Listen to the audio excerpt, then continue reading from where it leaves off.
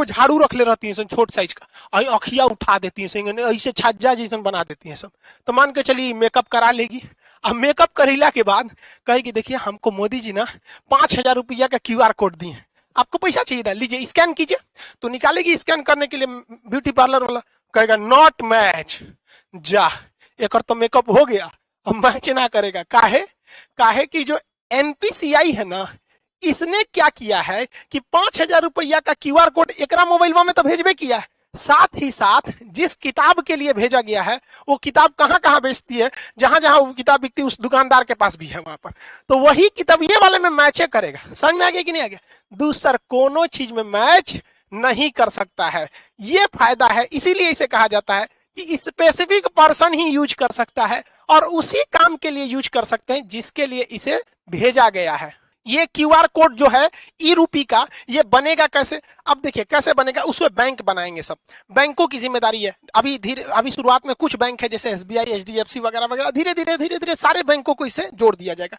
Bank के पास ही ये अधिकार होगा ये प्रीपेड सर्विस देने के लिए। जैसे मान के चलिए बहुत सारी कंपनी है, डेल कंपनी है, अमेरिका की डेल कंपनी या कोई कंपनी है, वो चाहती है अपने किसी वर्कर को मुंबई भेजी है काम से कि अब मुंबई में उसको रहने के लिए बढ़िया होटल चाहिए, तो उसने वर्कर को दिया कि लो भैया 20,000 रुपया तुम ताज होटल में रह जाना, क्योंकि मेरी कंपनी का नाम होगा, ताज होटल में रहोगे तो। लेकिन वर्कर सोचेगा ताज होटल में ना रह के कोनो और होटल में रख देते, पैसा बचा लेंगे, तो कंपनी को लॉस लगा कि नहीं लगा? तो अब कंपनियां क्या करेंगी, धीरे धीरे जब ये एडवांस होगा तो वो क्या करेगा, डेल कंपनी किसी बैंक को कहेगा कि हमको 20,000 रुपया का ताज होटल का एगो कूपन दे दीजिए, QR कोड दे दीजिए।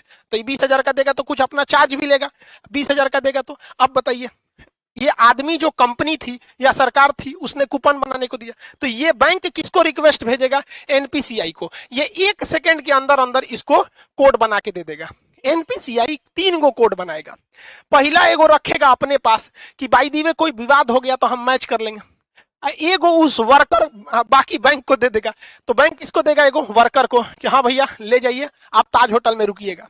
एगो स्कैन करने के लिए कहां चल जाएगा, ताज होटल के पास। अब लो तुम ओबराय होटल में लगाओगे, किसी और होटल में लगाओगे, वो सुनबे नहीं करेगा। क्यों?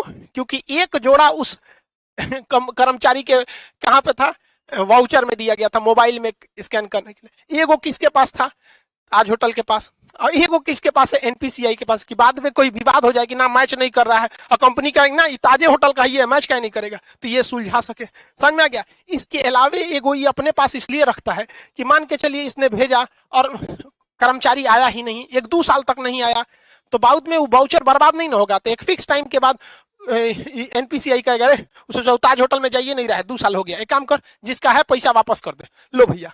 तो इतना वेल डिसिप्लिन हो जाएगा ये चीज जिसका कोई हद नहीं। अब सरकार पहले याद कीजिए, पहले राजीव गांधी जब प्रधानमंत्री हुआ करते थे उस समय की बात है, वो कहते थे 100 रुपया भेजती है सरकार तो 55 रुपया पहुंचता है। अब बताओ भाई, अब तो इसमें टेक्नोलॉजी का है, 100 रुपया भेजेगी सरकार तो 100 रुपया पहुंचेगा, और जो ने चीज काती भेजेगी वही चीज में पहुंचेगा, क्योंकि उसका जोड़ा 3 गो बनाया है। एगो NPCI रखा है, एक जिसके लिए आपको भेजा है, दूसरा जहां स्कैन करेंगे वहां पे।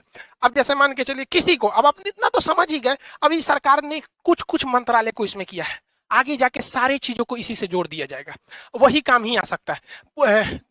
कई ऐसे डिपार्टमेंट है सरकार के जहां सरकार देती है पेट्रोल भरवाने का पैसा कि लीजिए फलाना अधिकारी हैं आप, पेट्रोल भरवा लीजिएगा 10,000 का, और दौरा कीजिए गांव गांव में विकास हो रहा है कि नहीं। तो सर अधिकारी क्या करते थे, सब घर में सुतते थे सर, अब पेट्रोलों का पैसा बेच देते थे सर। अब सरकार ये ना करेगी, अब सरकार उनको 10,000 रुपया का पेट्रोल ना देगी, 10,000 रुपया का QR कोड देगी। लो बउआ तू 10,000 का QR कोड लो, और भारत के पेट्रोल पंप को भी वो QR कोड सेम दे देगी कि हमारा अधिकारी जहां आएगा पेट्रोल भरवाएगा, QR कोड दिखाए दे देना। अब अगर वो घरे में बैठल है, कैश पैसा आना नहीं है, टाइम के अंदर खत्म नहीं होगा, तो NPCI वापस पैसा सरकार को भेज देगा। अब लो, तो इसीलिए इसे कहा जाता है कि स्पेसिफिक पर्पज के लिए ही स्पेसिफिक इंसान ही यूज कर पाएगा। तो ये पूरा खेल चल रहा है NPCI के अंडर में, वो काफी मैच कर रहा है इसको। इसके और भी बहुत सारे फायदे हैं। पहला कि इसके लिए किसी भी तरह का नेट की जरूरत नहीं है, आपको जरूरत नहीं है, जो पैसा काटेगा उसको जरूरत है। अब मेरे पास QR कोड आ गया है तो हमको क्या जरूरत है नेट कोड का, जो पैसा काटना है जो दुकानदार है उसके पास रहना चाहिए, पर्सन के पास नहीं रहना चाहिए। इसके लिए किसी एप्लीकेशन की जरूरत नहीं है। पहले आप पेमेंट पैसा देते थे यूपीआई के थ्रू या किसी के थ्रू, तो आपको कोई ना कोई, चाहे गूगल पे रखिए, पेटीएम रखिए, भीम रखिए, फोन पे रखिए, अब बड़ी ज्यादा था ससुरा पेमेंट ऐप, तो कोई ना कोई एप्लीकेशन की जरूरत थी। ऐसा कोई अभी एप्लीकेशन की जरूरत नहीं है, आपके मोबाइल पे क्यूआर कोड आ जाएगा, रजिस्टर मोबाइल। दूसरा, इसमें किसी भी तरह के रजिस्ट्रेशन की जरूरत नहीं है। अभी क्या है, कोई मोबाइल से करना चाहता है तो फोन पे डाउनलोड कर लेगा, ले ससुरा केवाईसी नहीं है, रजिस्ट्रेशन नहीं है, 20 गो झमेला है, इसमें कोई रजिस्ट्रेशन की जरूरत, कोई लिमिट भी नहीं है, कितना का क्यूआर कोड बनाना है कितना, कोई दिक्कत नहीं है। अभी ये शुरुआती फेज में है, आने वाले 4-5 साल बाद ये बहुत ही ज्यादा बढ़ जाएगा। एक वक्त था, आज से 10 साल पहले लोग एटीएम यूज करने नहीं जाते थे। एगो बैंक का एटीएम था ससुरा, कौन बैंक का था, आईसीआईसीआई का था कि एचडीएफसी का, उसमें हम आज से 10-12 साल पहले एटीएम का कड़वा लगाए थे, तो अंदर लेके चल गया था, धक धक करने लगा था, सोचा हमारा कड़वा अंदर ले गया रे, देगा कि नहीं देगा। लेकिन आज देखिए एटीएम कितना फेमिलियर हो चुका है, तो धीरे धीरे ये भी काफी फेमिलियर हो जाएगा। अब आप समझ गए कि ये स्पेसिफिक काम में ही इसे यूज किया जा सकता है। आने वाले वक्त में सारे लोग अब ऐसे ही करेंगे। जैसे कोरोना में किसी को आपको खाना देना है, तो एक काम कीजिए, आपको मान के चलिए दिल्ली के लोगों को खाना देना है, तो आप क्या कीजिए, 1000 क्यूआर कोड बना लीजिए, और उस क्यूआर कोड का एक कॉपी तो एनपीसीआई के पास रहेगा, आपको दुइये को ना मिलेगा। तो आप क्या कीजिए, उस 1000 क्यूआर कोड को दिल्ली के होटल को दे दीजिए, और बाकी बचा को 1000 जनता को दे दीजिए। तो वो क्यूआर कोड कहां जाएगा, होटल में, खाइबे करेंगे, बाकी तो पैसा मिलेगा नहीं। तो जिस काम में जाएंगे अब पैसा वहीं यूज होगा। बहुत बहुत धन्य है भैया ये टेक्नोलॉजी जो आया, अगर ये टेक्नोलॉजी नहीं रहता, नेट इतना नहीं रहता, तो बहुत ये सब चीज बहुत मुश्किल थी। और एक तरह से अगर आप देखेंगे ना, तो डिजिटल इंडिया का यही फायदा है। और डिजिटल इंडिया को सफल बनाने में सबसे ज्यादा अगर कोई योगदान है तो जियो ने, जो शुरुआत में फ्री दिया, लोगों को इतना ना आदत दिला दिया कि लोग अब डिजिटल हो गए।